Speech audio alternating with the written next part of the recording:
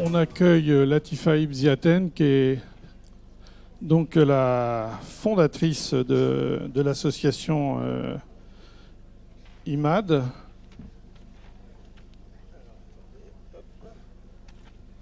De la fondation IMAD pour la jeunesse et la paix. On attend dans quelques minutes des élèves d'une classe de 4e du collège des Hautes-Ourmes à Rennes, qui ne devraient pas tarder à arriver, qui ont commencé les échanges tout à l'heure dans le grand auditorium et qui ne devraient pas tarder à arriver. Je vois qu'il y a une dame qui... Attendez, 2 secondes. Alors attendez, on va vous donner un micro.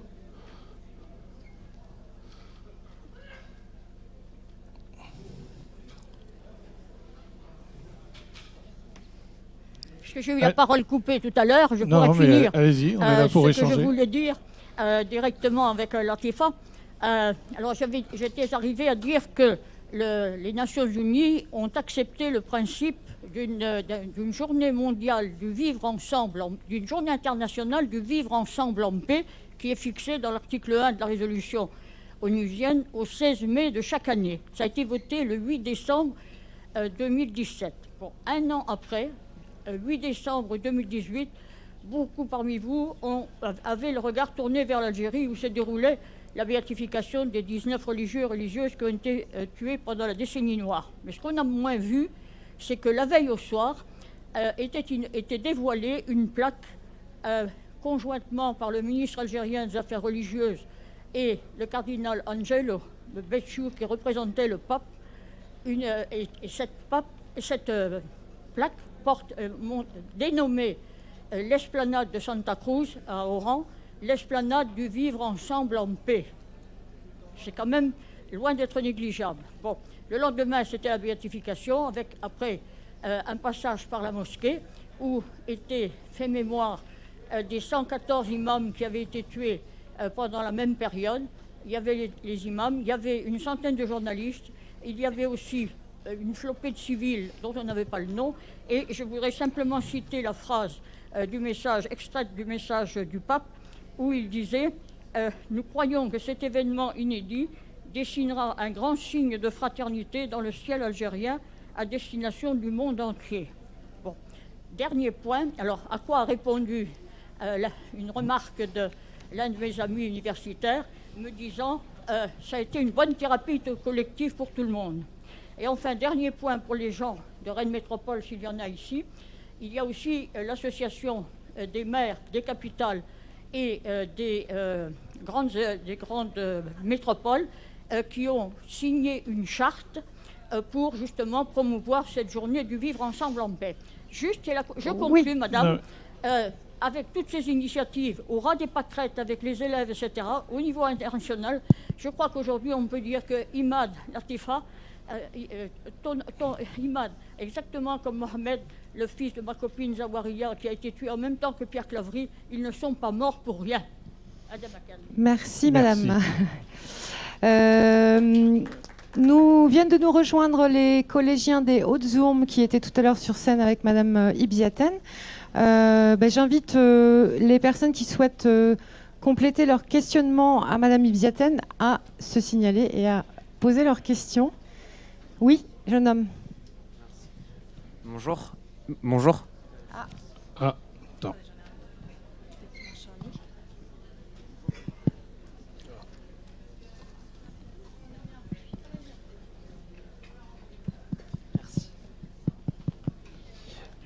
Bonjour, merci tout d'abord de votre présence et je voudrais saluer votre courage du quotidien. Depuis 2012, nous sommes une génération qui faisons face à la crainte d'actes de terrorisme en tout genre. Et je voudrais savoir quelle est votre action pour la prévention du terrorisme auprès notamment des jeunes dans les quartiers, dans votre périple du quotidien. Merci.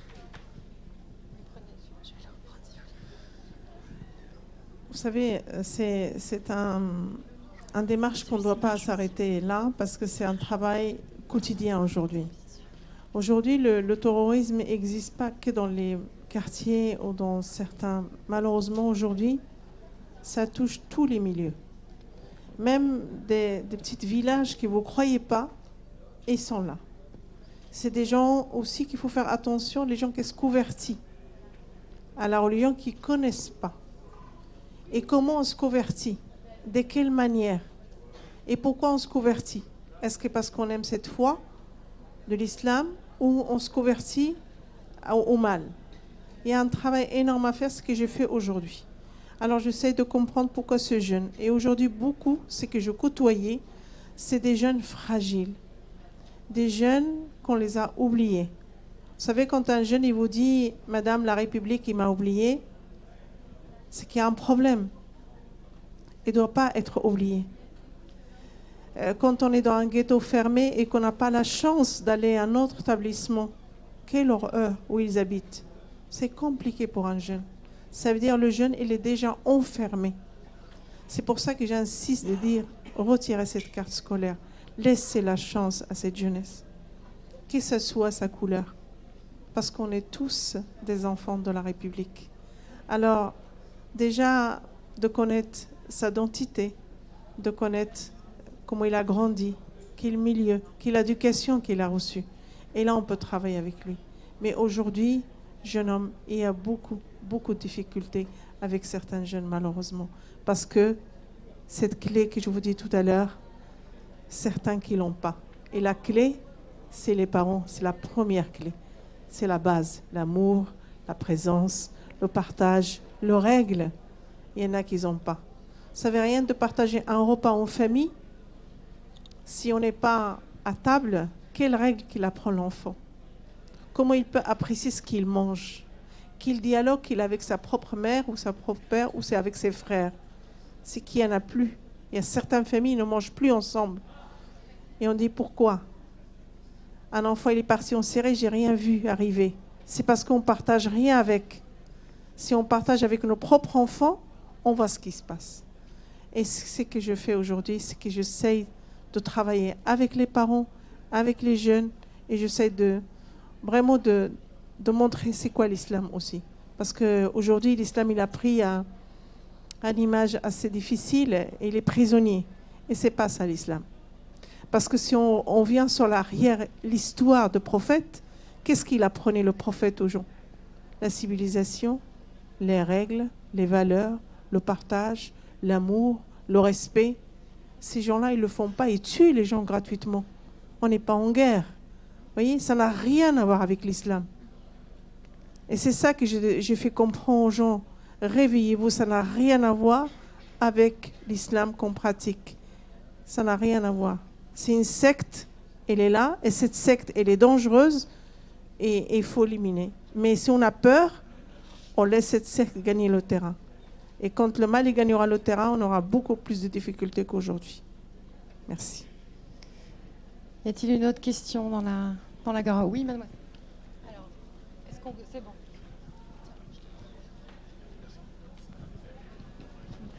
Tout d'abord, merci beaucoup d'être là. Vous êtes quelqu'un de super inspirant et moi, j'étais vraiment émue de venir ici et de vous voir. J'aurais une question. Est-ce que vous pensez qu'une des solutions, ça peut être d'avoir plus de mixité sociale entre les jeunes, que des jeunes de niveaux de vie différents se rencontrent plus et qu'il y ait plus de mélange de population, entre guillemets? Est-ce que ça peut être une des solutions pour ces jeunes? Bien sûr. Regardez, je peux vous dire un exemple. Je vais dans certains établissements scolaires, je vous assure, des fois ça me choque. Je suis en face et je vois qu'il y a des origines maghrébines ou africaines, pratiquement à 100%. Comment vous voulez, un jeune, il se sent français, où il va connaître les valeurs, et il est complètement perdu. Quand je parle avec lui, a-t-il des Français ici? Et il lève les mains, Marocains, Algériens, Tunisiens, Africains, vous voyez? Et j'ai dit, vous êtes né en France? Oui, mais vous êtes Français. Ça, c'est un gros problème. Quand vous allez dans l'école, certaines écoles, vous trouvez tout le monde est même. Et là, vous dites, il y a quelque chose qui ne va pas. Il y en a un qui est perdu au milieu de 200 élèves. J'ai dit, t'as de la chance d'être là, jeune homme. Il me dit, oui, madame. C'est pour ça que je dis cette carte scolaire, on doit l'enlever. On doit laisser la chance, parce qu'aujourd'hui, ma fille, il y a certaines familles qui sont en train de mentir, de faire un faux adresse pour sauver leurs propres enfants. Vous trouvez ça juste en France? C'est injuste.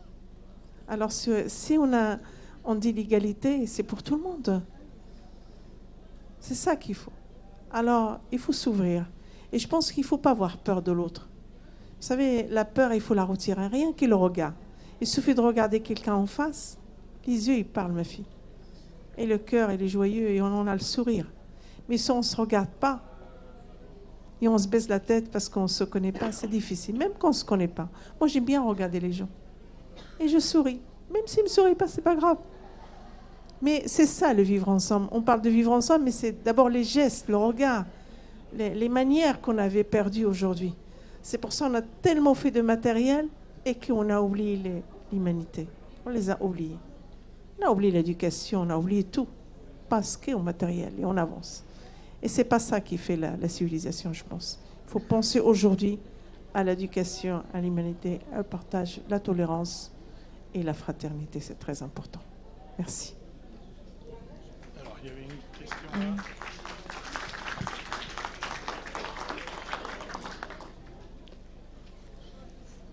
Une question, comment peut-on aider les mamans qui vivent dans ces quartiers difficiles, qui ont une vie difficile? Qu'est-ce qu'on peut faire pour les aider, pour qu'elles soient plus libres?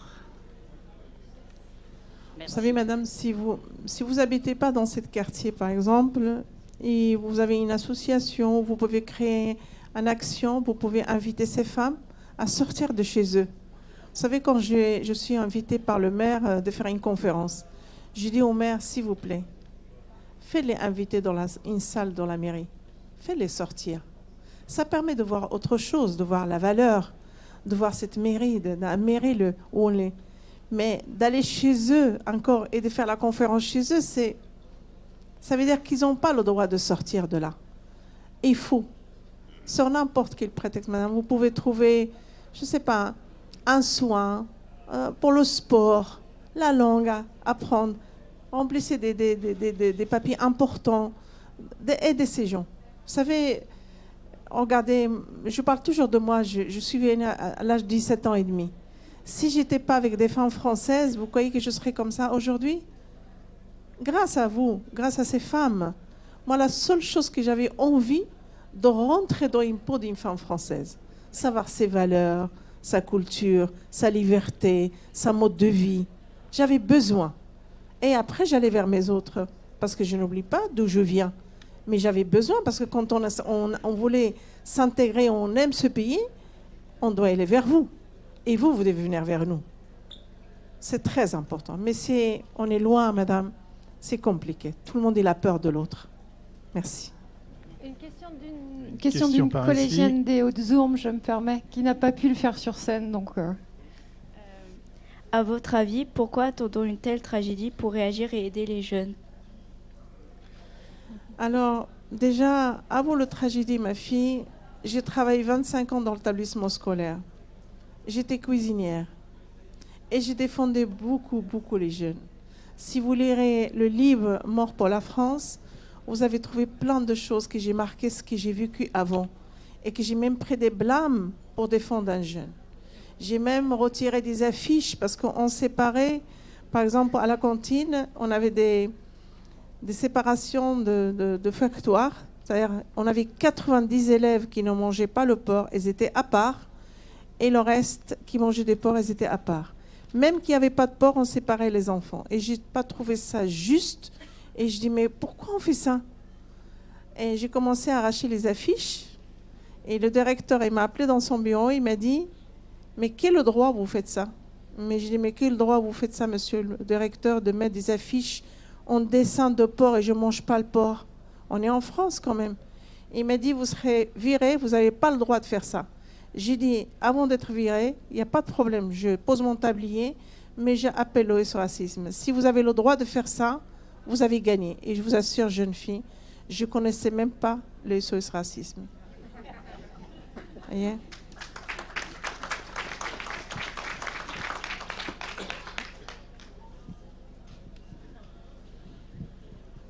comment dire, moi je suis très contente de voir les enfants du collège des Hautes-Ourmes. Hein, mes enfants sont allés dans ce collège et j'en suis très fière. Et comment dire, ce que je souhaitais dire, c'est la mixité sociale, ça passe aussi par l'éducation des parents. Hein. Je dirais, effectivement, il y a des collèges où il y a beaucoup d'enfants de couleur, d'origine étrangère, et peu d'enfants, je dirais, du cru local, entre guillemets. Et je dirais, c'est le choix des parents.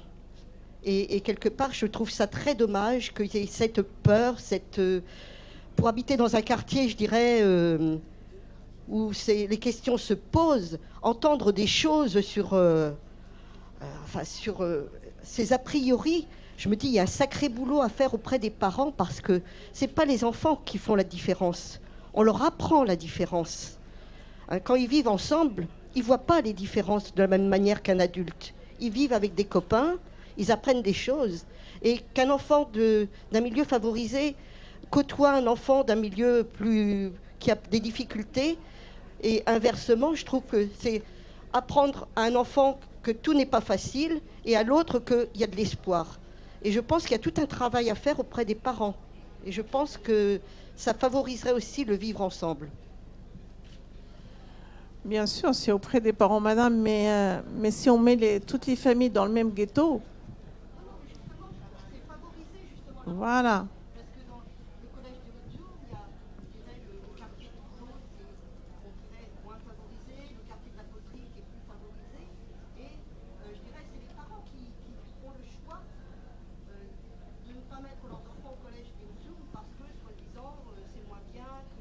Oui, parce qu'ils ont peur.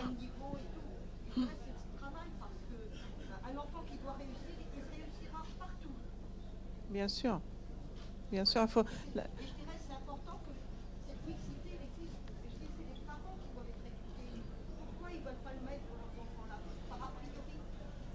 C'est pour ça que je passe aussi le message aux parents de dire n'aie pas peur, il faut y aller dans cet établissement scolaire, il faut même approcher. Moi, avant, je disais mixiter les quartiers. C'est très difficile maintenant, madame. Très, très difficile de mixiter les quartiers. La seule chose, il faut les ouvrir, il faut laisser les gens sortir, et là, les gens, ils vont s'habituer. Mais pour amener des gens bien, par exemple, de mettre dans un quartier des gens pauvres, complètement, je ne sais pas dire le mot, c'est difficile. Parce qu'il y aura toujours le regard, il est plus riche que moi, qu'est-ce qu'il vient de faire ici, pourquoi il est venu habiter à côté de moi, etc. Mais de faire sortir ces gens, de m'exciter à l'extérieur, dans le travail, dans les écoles, ça peut donner un meilleur vue que ce qu'on fait maintenant. Et ce qu'on fait maintenant, c'est très grave ce qu'ils ont fait, parce que c'est l'État qui a fait ça. Vous savez, quand on a rempli ces cités, on a laissé ce vide. Et le vide, il est rempli par quoi? Par le mal. Et le mal, maintenant, pour le retirer, eh bien, il faut un travail. Vous savez, quand on a laissé des mosquées dans les caves, est-ce qu'il y a quelqu'un qui contrôlait? Jusqu'à qu'il arrive les drames. Là, on dit qu'il faut contrôler. Mais pourquoi on ne l'a pas fait avant? Pourquoi on a laissé les gens comme ça vivre entre eux, faire ce qu'ils veulent entre eux? C'est qu'il y a un souci. C'est parce qu'on dit ils sont là, on est tranquille, on n'est pas embêté. Mais si on avait vraiment un travail à faire, les quartiers, il fait partie des quartiers français. C'est des quartiers français, ce n'est pas des quartiers étrangers. Mais voilà, on a laissé ce vide, et le vide maintenant, il faut vraiment un travail de fourmi à faire. Et on a, madame, pour 20 ans ou 30 ans, je dirais, pour se lever, pour aider cette jeunesse qui est en train de grandir mieux et de trouver bien vraiment leur place. Merci. Alors justement, une autre question d'un collégien. Mais pourquoi êtes-vous venu en France à l'âge de 17 ans et demi? Ah, alors ça, c'est une histoire d'amour. Parce que mon mari, il était déjà en France, et moi, j'étais au Maroc, et on s'est croisés à la plage. Et un coup de foudre, je tombais amoureuse, et je ne savais pas qu'il vivait en France. Et voilà, je me suis mariée, et j'ai suivi mon mari. Voilà. Vous voyez, comme on dit, l'amour, il n'y a pas de barrière. Quand on aime quelqu'un, qu'il soit noir ou blanc, il n'y a pas de barrière. Parce que c'est notre cœur qui part. Et c'est le plus important. L'amour. Ça nous fait grandir, ça nous donne le bonheur. Et on avance dans la vie. L'amour, sans amour, on ne peut pas vivre, mon fils. Merci. Il y a une question, madame, devant qui...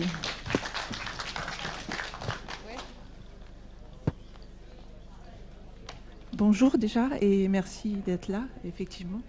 Vous avez raison dans le sens où, quand vous dites que c'est difficile d'enlever les barrières, parce que je donne des cours de français avec une association à des gens qui manquent d'apprentissage parce qu'ils ont quitté l'école, parce que c'est des jeunes de 20 ans, 24 ans. Et c'est compliqué parce qu'on a l'impression qu'on manque de légitimité. Moi, je suis à la campagne, je suis dans un petit village de 1600 personnes. Donc, et ils viennent là à ces cours, mais ils me disent « Oui, mais toi, tu es riche. » Et je sais...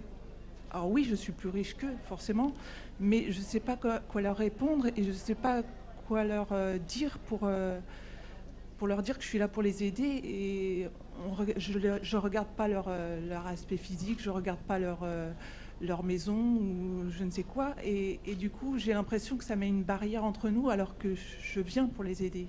Comment est-ce que je peux faire pour pallier à ce manque de légitimité pour les aider?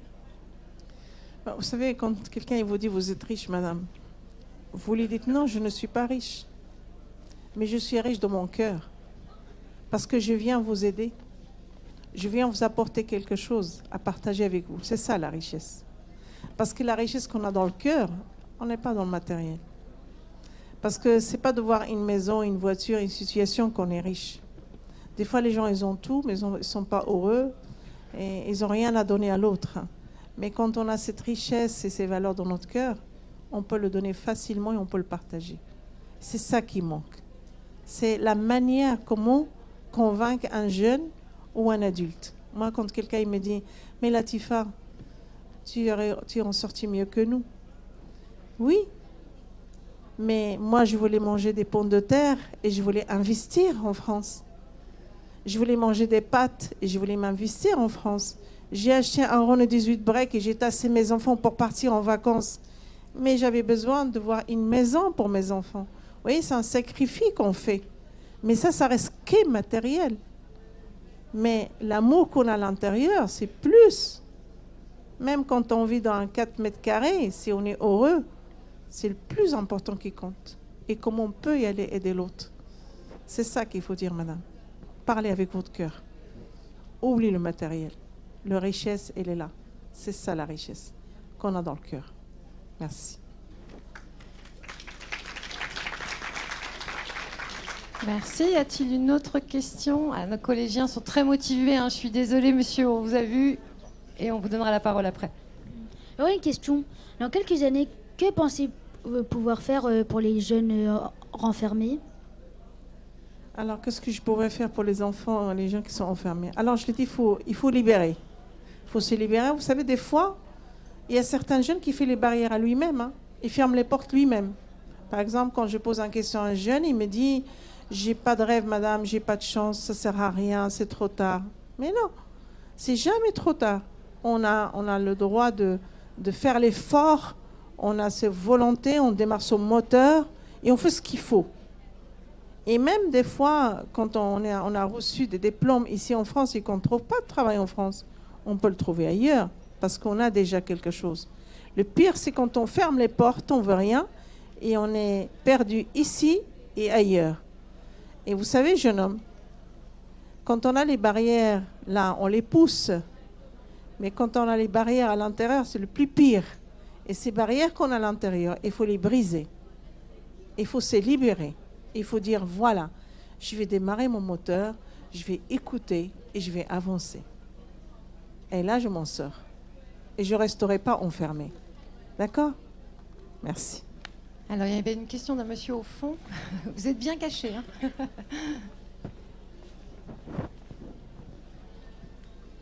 Bonjour et ravi de vous rencontrer. François-Régis Hutin a choisi un proverbe ce matin pour introduire ses assises. De mémoire qui dit « La famille contemporaine est une association d'ennemis condamnés à vivre ensemble ». Ça a le mérite d'être médité, mais êtes-vous d'accord?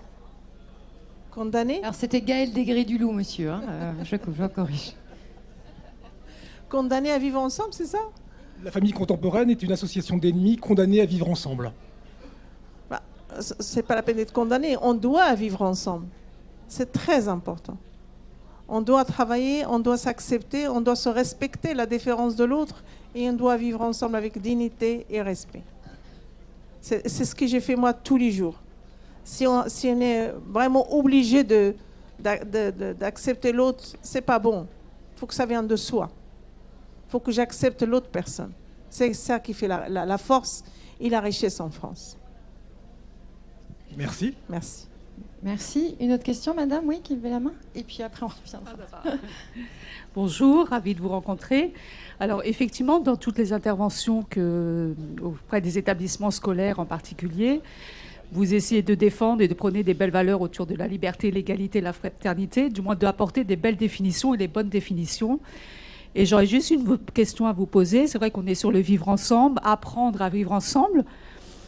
Mais est-ce que vous ne pensez pas qu'il est peut-être temps, vous parlez souvent d'intégration, d'aller vers l'autre et de s'intégrer dans la société, mais est-ce que vous ne pensez pas qu'il est temps de parler de politique d'inclusion plutôt que de politique d'intégration pour qu'on puisse enfin trouver des solutions pour, avec nos différences, vivre dans une indifférence complète? Parce que moi, je parle de l'intégration. Vous savez, l'intégration, moi, je suis arrivée de l'autre côté de la Méditerranée. Il fallait que je m'intègre. C'est d'office. C'est où il faut s'intégrer, où il faut partir. Je n'avais pas le choix. Mais nos enfants qui naissent en France, ils sont intégrés d'office. On n'a pas besoin de dire « intégrez-vous ». Intégrés à quoi? C'est ça le problème. C'est ça qu'on confond. Des fois, moi, je suis à l'école et disent « mais oui, ils ont du mal à s'intégrer ». Mais madame, s'il vous plaît, ils sont nés en France. C'est des petits jeunes Français. Ils n'ont pas besoin de s'intégrer. C'est à vous de s'intégrer à eux, peut-être. C'est vous que vous avez un problème, ce n'est pas les élèves. Et vous voyez, moi, je pense que c'est un travail de tout le monde, que ce soit politique ou que ce soit la société. Je pense que chacun de nous doit comprendre. Vous savez, moi, j'ai passé des années en France. J'avais une amie qui m'a beaucoup, beaucoup aidée. Et un jour, c'était plus fort que moi. Je lui ai dit, j'ai appris pas mal de choses avec toi. Et grâce à toi, tu m'as ouvert plein de portes. Est-ce que tu as appris quelque chose avec Latifa? Vous savez ce qu'il m'a répondu? Il m'a dit, j'ai appris avec vous le couscous. Et ça m'a fait mal parce que j'ai dit, quel dommage. Pourtant, on a voyagé, je vous ai invité à la naissance, aux fêtes, au mariage de mes enfants. Tout ça, il vous a appris juste le couscous. Alors, qu'est-ce que je dirais? Moi, j'ai appris le pot-au-feu avec vous. Vous voyez? C'est pour ça que je dis, il faut qu'on se connaisse. Il faut qu'on aille vers l'autre, de connaître l'histoire de l'autre, d'où il vient, qui il est, sa identité, etc. Et je vous assure, là, on n'aura même pas ces questions à se poser. Mais voilà, c'est un travail énorme à faire aujourd'hui. Merci. Madame, devant. Je me permets de vous appeler Natifa. Je trouve que c'est très joli. Et je voulais vous remercier infiniment de votre intervention de ce matin. Ça m'a beaucoup touchée. Merci, madame. Et je rêve de cette fraternité en France. On arrivera. Mais je suis dans un quartier de mixité sociale. C'est la mode de parler de ça. Je parle assez fort. Et je vois beaucoup de femmes, un peu voilées, beaucoup voilées parfois. Mais je leur fais un sourire. Mais comment je peux arriver à rentrer en contact avec elles? Je fais partie de centres sociaux, de choses comme ça, mais elles ne viennent pas. Elles sont venues seulement pour apprendre la langue, parfois. Mon mari faisait ça, mais après, c'était presque fini. Bon. Et ça, c'est difficile. Dans le bus, moi, je parle facilement avec d'autres femmes, surtout les femmes, parce que les hommes, je ne sais pas s'il y en a, mais je les vois pas. Enfin, je les différencie pas, pardon. Et ça, c'est un vrai problème. Parce qu'on vit les uns à côté des autres, mais on ne vit pas ensemble. Et elles ne viennent pas aux activités. Regardez, aujourd'hui, là, c'est pareil. Ils ne sont pas là. Alors, je voulais vous demander, et puis je vais essayer d'être brève, Est-ce qu'il y a une association comme ça ici à Rennes? Est-ce que vous êtes au courant?